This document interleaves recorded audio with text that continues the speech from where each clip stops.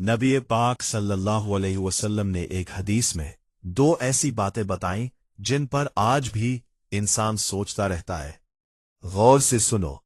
रसूलुल्लाह सल्लल्लाहु अलैहि वसल्लम ने फरमाया, अगर बनी इसराइल ना होते तो गोश्त कभी ना सड़ता।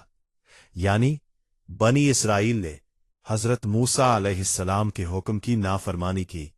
जब उन्हें मनो सलवा मिला तो अल्लाह ने हुक्म दिया, सिर्फ आज के लिए रखो, लेकिन उन्होंने कल के लिए भी जखीरा किया और गोश्त सड़ गया।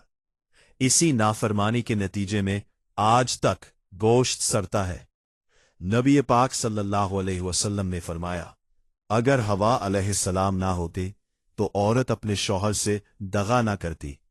सुनो, इस हदीस का मतलब ये नहीं कि तमाम औरतें दगाबाज हैं, बल्कि जब हजरत हवा अलैहिस्सलाम ने शजरे ममनुआ का फल खाया और हजरत आदम अलैहिस्सलाम को भी खिलाया, तो इस वाक़े से इंसानी फितरत में ये कमजोरी आई कि इंसान चाहे मर्द हो या औरत, बाज औकात अपने करीबी को भी धोखा दे सकता है। ये शैतान की चाल है।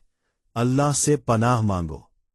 इन दोनों बातों से एक ही सबक मिलता है, अल्लाह की नाफरमानी सिर्फ हमें नहीं, आने वाली नस्लों को भी मुतासिर करती है।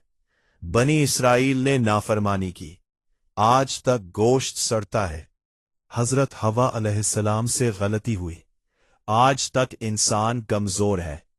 इसलिए हर हुक्म पर अल्लाह की इताअत करो, शैतान से बचो।